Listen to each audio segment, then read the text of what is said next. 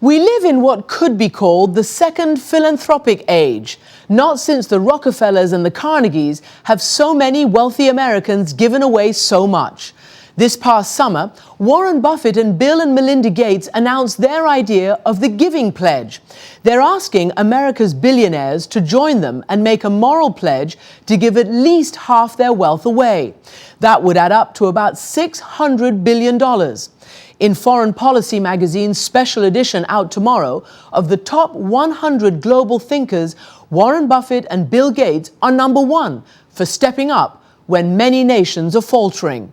Indeed, Buffett, the Gateses, and Ted Turner, who has also made the pledge, have given their billions to fixing some of the world's most vexing problems. I traveled to Omaha, Seattle, and New York to talk to each of them and find out what drives them and how they see the future of America and the world. But we began with the issue that will dominate the debate here in Washington when Congress returns this week, and that is tax cuts. There's been this increasing disparity between the rich and the poor, and we found out that a rising tide just lifted all yachts, not all boats. Warren Buffett has been practically begging the country, begging Congress to tax him more. In fact, many of the richest Americans, like Buffett, Bill and Melinda Gates, and Ted Turner, say that they should pay higher tax. The rich are always going to say that, just give us more money and we'll go out and spend more and then it'll all trickle down to the rest of you. But that has not worked the last 10 years, and I hope the American public is catching on. The debate over whether the rich should pay more taxes takes place outside Washington, D.C. as well. In Washington state, for instance, where Bill Gates Sr. has been passionately championing a new tax on the rich. People say Initiative 1098 is about soaking the rich. Washington is one of 7 states with no state income tax. Vote yes on 1098. Proposition 1098 that was in Washington state to try to bring a wealth tax, championed by Bill Gates Sr., right, supported by Bill Gates, it failed. Right, got beat pretty badly, but I really admire Bill Sr. for what he did on this. I mean, there's a guy that's going out and trying to do something for his state, and they unfortunately lost. What do you say, though, to the executives, one apparently was even a Microsoft executive, who spent a lot of money trying to defeat that? Yeah, well, they're not alone in those. Look at who fights in terms of the estate tax and in terms of higher tax rates. That's what K Street's all about in Washington. And unfortunately, politics is a game of push and pull, and you get to push with money. Are you disappointed that it got defeated? I voted yes, and I was hoping that it would pass. But that's done now. If people aren't going to pay for the services that they need, how are those services going to get funded, do you think? Well, taxes and spending have to match each other in the long run. There's many ways to tax, there's many ways to spend. That's all up to the voters. Some states you rely on your legislators to do that, some you have lots of referendums. Do you agree with the former Federal Reserve Chairman Alan Greenspan that all Bush-era tax cuts should come to an end? No. I think you might extend them further for the lower class, middle class, maybe upper middle class, but I think that you should raise taxes on the very rich. I lived in periods where capital gains taxes were 39.6%, when earned income taxes were 70%, and our economy did just fine. Why do you think there isn't more of that kind of debate? I think that it hasn't been to the interests of the people in Washington to get as riled up about that as they get riled up about other things. We're going to raise $2.2 trillion this year or something like that. $900 billion will come from individual income taxes. $900 billion will come from payroll taxes. So the payroll taxes become 40% of our total revenue, just like the income tax. And people that talk about how the rich pay their share and all that sort of thing, they totally ignore the payroll tax. I did this little survey in my office a few years ago, and there were 16 people who responded, and I had the lowest tax rate of the 16. I didn't have any tax shelters. I didn't have any tax planner. It was all courtesy of the U.S. Congress. I mean, they did my tax planning for me.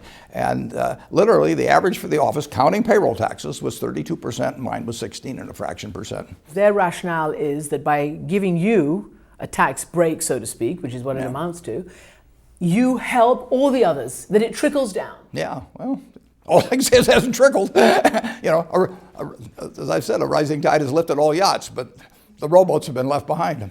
I still pay quite a bit of taxes, but not as not as much as I would if I didn't give so much money away.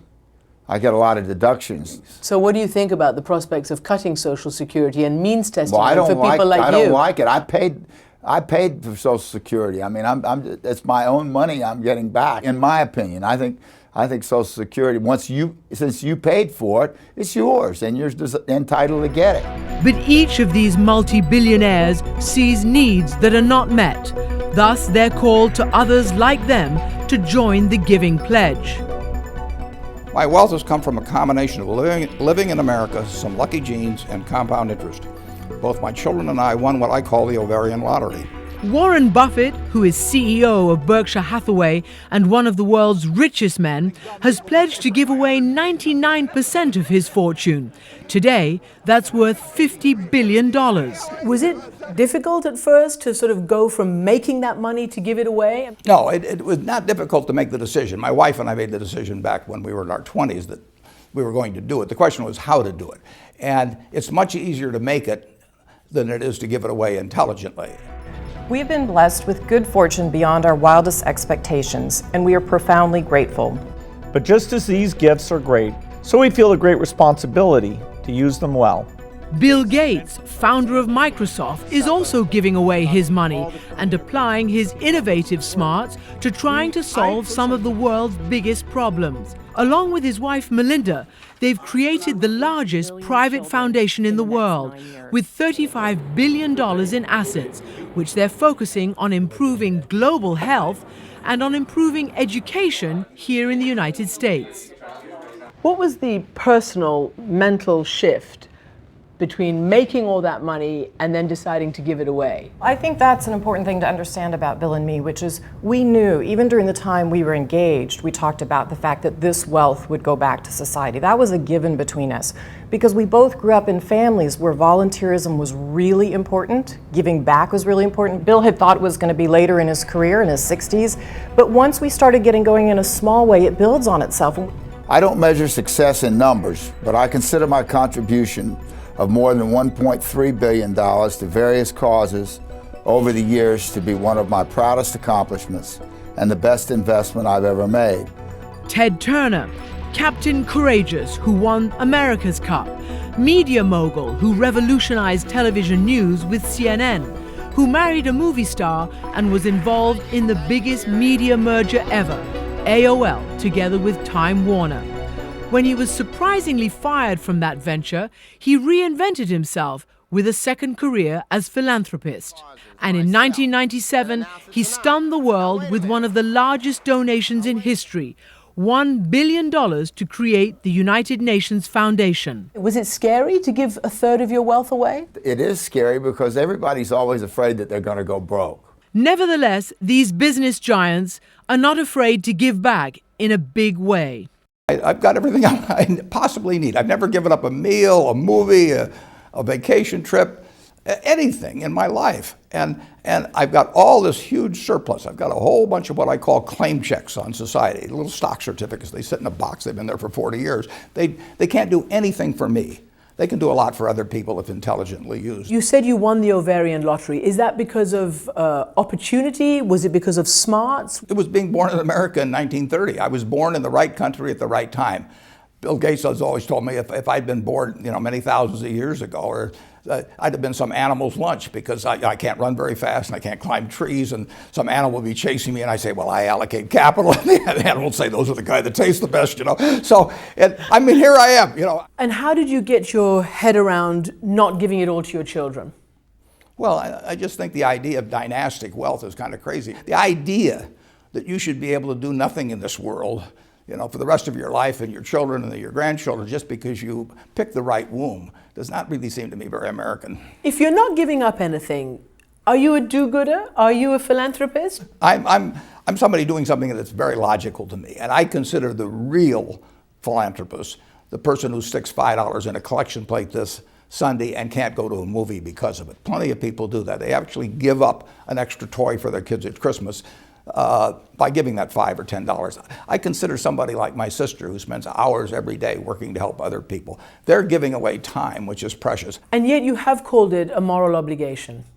Well, it's certainly an internal obligation. I mean, I don't want to preach morality to other people, but I don't see any other choice that makes any sense. I mean, I could build a pyramid to myself, and I could kill tourism in Egypt. You know, if I spent the whole 40 or 50 billion on building the greatest tomb ever, you know, and people would come for a couple hundred years. But I think that's kind of crazy.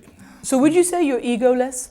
No, I'm not egoless. I take great pride in what Berkshire Hathaway does if we do well. And I mean, I like accomplishing things, and if I accomplish them, I like other people acknowledging that. So I've got plenty of ego, but I don't believe in spending money that doesn't do anything for me when it will do something for somebody else. Buffett is giving more than 15% of his money to foundations started by his 3 children and his late wife, Susan. They tackle issues like the environment, family planning, education, and human rights. I've told them if they're a failure if they don't have any failures, because if they just do easy things, you know, anybody can do those. You know, they're supposed to tackle tough, important problems, and to some extent ones where funding is otherwise not available. That's where you make a difference.